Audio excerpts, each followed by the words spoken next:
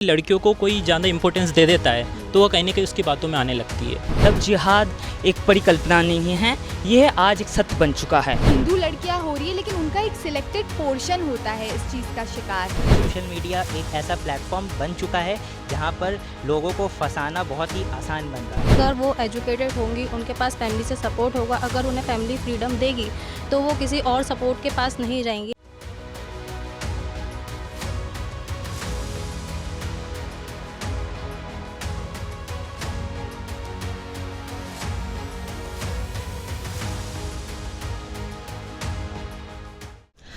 आज के समय में रिलेशनशिप के मायने कई हद तक बढ़ गए हैं। युवा जनरेशन या यूँ कहें जेन ज़ी जनरेशन में बॉयफ्रेंड गर्लफ्रेंड बनाने को लेकर एक अलग ही भूत सवार है। ऐसे में ये लोग कई बार गलत रिलेशनशिप में भी पड़ जाते हैं। ऐसे मामले धोखाधड़ी से भी जुड़े हो जाते हैं जो पुलिस तक भी पहुंच जाते हैं।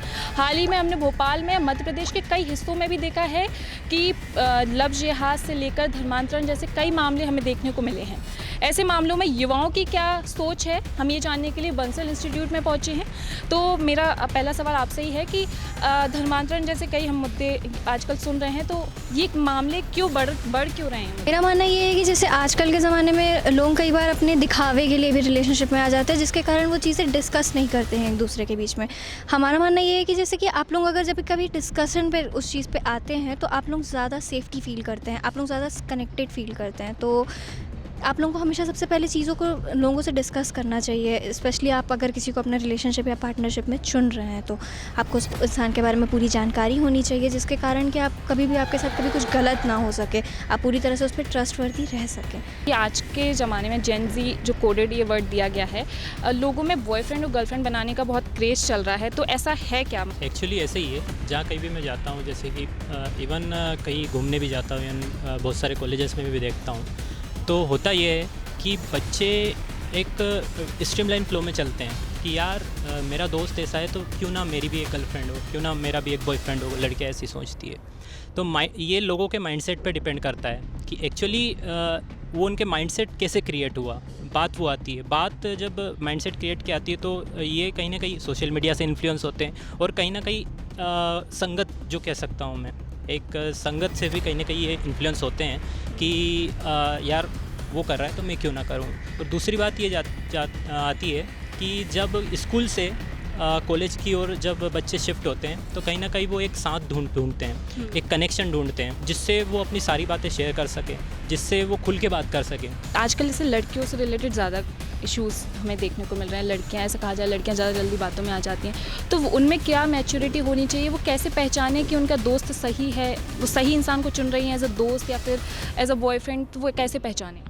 लड़कियों की यदि मैं बोलूँ तो मैंने एक चीज़ नोटिस करी है कि वो ये है कि यदि लड़कियों को कोई ज़्यादा इंपॉर्टेंस दे देता है तो वह कहीं ना कहीं उसकी बातों में आने लगती है। ये जो इन्होंने बोला है, मैं आपसे पूछना चाहूँगी कि ऐसा है क्या? ज़्यादा इंपॉर्टेंस देने पर क्या वो बातों में आ जाती है? सभी लड़कियों का ऐसा नहीं है, बट हाँ कुछ लड़कियाँ जो इतनी मैच्योर नहीं, उन्हें नहीं पता उनके लिए क्या गलत है क्या सही है, वो ऐसी बातों में आ जाती हैं। ऐसा मैं भी लड़की हूँ, मुझे भी अगर कोई इतनी इंपॉर्टेंस देगा तो मुझे भी अच्छा लगेगा, बट हाँ वो मेरे पर डिपेंड करता है कि मैं उस इंपॉर्टेंस को कैसे ले रही हूँ। मुझे पता होना चाहिए वो जो सामने वाला मेरे को इतनी इंपॉर्टेंस दे रहा है तो उसके पीछे कोई रीज़न हो सकता है। लव जिहाद का सबसे बड़ा रीज़न ये है कि आजकल सोशल मीडिया और इंटरनेट का लोग गलत इस्तेमाल कर रहे हैं। आजकल सोशल मीडिया पर देखते हैं कि लोग अपने आप को कुछ और दिखाते हैं जो वो असलियत में होते नहीं हैं। वो हमें लगता है कि हमें अभी से जानते हैं, वो जो सामने वाला है वो हमें पहले से फॉलो करते हुए आ रहा है, हमें हमारे बारे में पूरा हिस्ट्री पता होती है, हमें उसके बारे में कुछ नहीं पता होता है, पर उसको हमारे घर वालों के बारे में, हमारे बारे में, हम कब जा रहे हैं, कहाँ जा रहे हैं, क्यों जा रहे हैं, तो उनको हमारे बारे में सब पता होता है। कि कहा जाता है कि जो लड़कियां, जो बच्चे अभी बाहर आ रहे हैं पढ़ने के लिए, कॉलेज के लिए आ रहे हैं, स्पेशली लड़कियां बाहर आ रही हैं, तो उन्हें कहीं ना कहीं दोस्ती की नीड होती है या कोई चाहिए होता है, जिस एज अ फ्रेंड भी चाहिए होता है, तो वो इन चीज़ों में जल्दी बातों में आ जाते हैं। कैसा होता है? देखिए मैम, एक ह्यूमन बीइंग जो है वो एक सामाजिक प्राणी है। हम सबको एक इमोशनल सपोर्ट चाहिए होता है, स्पेशली जब हम इतनी दूर से आते हैं पढ़ाई करने के लिए कॉलेज में, तो हमें लगता है कि हमारा भी कोई ऐसा दोस्त हो जिसके साथ सब शेयर कर सकें। लेकिन हमेशा याद रखना चाहिए जो एक लाइन है ना कि सावधान रहें, सतर्क रहें। किसी पे भी एक आँख मूंद कर भरोसा नहीं करना चाहिए, क्योंकि जब आप आँख मूंद कर भरोसा कर सकते हैं तो फिर चीज़ें किसी भी हद तक जा सकती हैं। तो हमेशा कुछ भी करने से पहले सिर्फ अपने बारे में नहीं, अपने परिवार के बारे में भी सोचिए, क्योंकि आपके परिवार ने ही आपको इतनी मेहनत से यहाँ तक भेजा है। जैसा कि फ़िलहाल अभी हमारे साथी उज्जवल ने बताया आपको और युवाओं से बात की कि धर्मांतरण के केसेस और लव जिहाद के मामले जैसे आ रहे हैं लगातार, इसमें पता चला कि लड़कियों का अलग पक्ष है, लड़कों का अलग पक्ष है। हालांकि ऐसा नहीं है कि सिर्फ लड़कियां ही इसकी विक्टिम बन रही हैं, लड़के भी इसके विक्टिम बन रहे हैं, फंस जाते हैं केसेस में और रिलेशनशिप में आते हैं और बाद में इसको लड़कों को विक्टिम बना दिया जाता है और ये केसेस उजागर नहीं हो पाते। तो इसमें आपका क्या मानना है? ऐसे बहुत सारे केसेस हैं जिसमें लड़की लड़कों को प्यार में उलझाती है और उनसे पैसे ट्रैप कर लेते, पैसे कैच कर लेती है। ऐसा एक केस आया था जिसमें एक लड़का लड़की के प्यार में वो हो गया था और वो लड़की का पूरा मोटिव था उससे पैसे निकालने का। लाइक वो एक बड़े बाप का बेटा था। वो क्या लगता है कि इसमें सोशल मीडिया का अहम रोल है कि यूज़र आईडी कुछ और बनाकर लोग क्या करते हैं, जैसे लड़के या फिर लड़कियां दूसरे को टारगेट करते हैं और फिर बाद में कन्वर्जन के मामले आते हैं?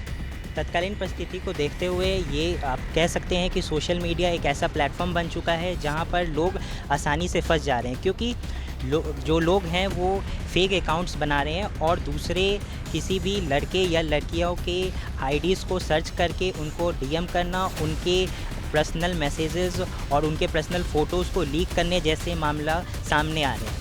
और आपको ये भी पता चल सकता है कि सोशल मीडिया प्लेटफॉर्म पे जैसे लोग हैं वो अपने पसंद नापसंद सब शेयर करते हैं और यही पसंद और नापसंद वो उन्हें ट्रैप करने में आसानी मिलती है। तो मुझे लगता है कि सोशल मीडिया एक ऐसा प्लेटफॉर्म बन चुका है जहां पर लोगों को फंसाना बहुत ही आसान बन रहा है। एक बहुत ही सेंसिटिव टॉपिक है। लड़कियां जो है स्पेशली अवेयर नहीं है और स्पेशली जो इलिटरेट सेक्टर है सोसाइटी का, जो ज़्यादा पढ़ा लिखा नहीं है, वो इन चीज़ों में ट्रैप होने के चांसेस उनके ज़्यादा बढ़ जाते हैं। इस चीज़ का सल्यूशन ये हो सकता है कि हमें लड़कियों के साथ लड़कों को भी इस चीज़ के बारे में अवेयर करना चाहिए। लड़के अपनी सिस्टर्स को और अवेयर करेंगे, अपनी फैमिली को और अवेयर करेंगे। इस चीज़ से क्या होगा ना, सोशल मीडिया जहाँ इस चीज़ के लिए नेगेटिव इम्पैक्ट बन रहा है वही इस चीज़ के लिए एक पॉजिटिव साइड भी दे सकता है। अक्सर देखा जाता है कि एक कम्युनिटी विशेष ही जो है वो इसका शिकार होती है। जैसे अक्सर देखा जाता है हिंदू लड़कियां ज़्यादातर, अगर माना जाता है कि हिंदू लड़कियां ज़्यादा शिकार हो रही हैं इसकी, तो इस पर क्या कहेंगे आप? इस पे मेरा ये कहना है कि हिंदू लड़कियां हो रही है लेकिन उनका एक सिलेक्टेड पोर्शन होता है इस चीज़ का शिकार। बेसिकली हिंदू में बहुत सारे आते हैं, लेकिन चीज़ें ये कि जिन लोगों पे बहुत ज़्यादा प्रतिबंध हो जाता है, जिन लोगों को बोर्डिंग स्कूल्स या फिर ऐसी जगह आप देखिएगा कि उन्हीं लड़कियों के साथ अधिकतर ऐसा होता है जिनके पास अपनी बात शेयर करने के लिए, अपनी चीज़ों को सपोर्ट करने के लिए कोई नहीं होता है। ज़रूरी नहीं है कि आप रिस्ट्रिक्ट कर रहे हैं किसी को, तो वो ज़रूरी नहीं है कि वो एक्सप्लोर करने के लिए दूसरे फ्रेंड्स ही बनाएंगी। अगर फैमिली में सपोर्ट मिलता है, कि इमोशनल सपोर्ट सब ढूंढता है अपने बात को कन्वे करने के लिए, इमोशनल स्ट्रेस से दूर होने के लिए, तो ये ज़रूरी है कि आप फैमिली भी उनका सपोर्ट करे, उनको समझे, उनसे डायरेक्ट कॉन्टैक्ट करे। और लड़कियों को भी यही होना चाहिए कि वो अपने फैमिली से डे टू डे कम्युनिकेट करे, अच्छे से बताए उनको क्या प्रॉब्लम हो रही है या फिर क्या प्रॉब्लम वो लोग या क्या इन्फ्लुएंस कर रहा है उनको। वो तो ऐसे अक्सर खुद पे डिपेंड करते हैं कि आप क्या कर रहे हैं, आपका जो वो है आउटकम क्या होगा उस चीज़ को करने का। अगर वो एजुकेटेड होंगी, उनके पास फैमिली से सपोर्ट होगा, अगर उन्हें फैमिली फ्रीडम देगी तो वो किसी और सपोर्ट के पास नहीं जाएंगी। पर अगर फैमिली उनके पास रेस्ट्रिक्शंस लगाएगी तो वो फैमिली में झूठ बोलेंगे और किसी गलत सपोर्ट के पास जाएंगे जहाँ उनको ये सारी चीज़ें करने को मिले। बट अगर उनको ये सारी चीज़ें अगर फैमिली में करने को ही मिलेंगी तो वो कहीं और जाने का सोचेंगे नहीं और उनके साथ कुछ गलत होगा नहीं। एक काउंसलिंग की ज़रूरत है लड़कियों को या फिर बच्चों को जो इस मामले में इन सब का शिकार हो जाते हैं जो। जी सर, मुझे लगता है कि सब में चाहे वो लड़की हो चाहे लड़का, दोनों को काउंसलिंग की ज़रूरत है। अब जिहाद एक परिकल्पना नहीं है, ये आज एक सत्य बन चुका है जिसे आप नज़र नहीं चुरा सकते हैं। क्योंकि अगर आप प्रेम कर रहे हैं और अगर प्रेम कर रहे हैं और सत्य छिपा के प्रेम कर रहे हैं तो वो प्रेम नहीं अपराध है। तो शिक्षा की ज़रूरत दोनों को है और मैं चाहूँगा कि सरकार और शैक्षणिक संस्थान द्वारा ये मुहिम चलाई जाए और जागरूकता अभियान चलाया जाए जिससे किसी भी बेटा या बेटी, किसी भी माँ बाप के बेटा बेटी के साथ ऐसा गलत ना हो। तो जैसा कि हमारे साथ खड़े युवाओं ने बताया कि लड़कियों को या फिर लड़कों को, छात्रों को एक काउंसलिंग की ज़रूरत है और सरकार मुहैया कराए स्कूलों में या फिर कॉलेजेस में या फिर ये फैमिली में एक इसको बताया जाए ताकि बच्चे जो हैं वो जागरूक हो सके थोड़ा सा। और इसके अलावा उनको लव जिहाद वगैरह जैसे मामले हैं जो अक्सर फैमिली में बात नहीं हो पाती हैं, इस पर भी बात करें। कैमरामैन औसाफ के साथ मैं शशांक कुमार, बंसल न्यूज़ डिजिटल।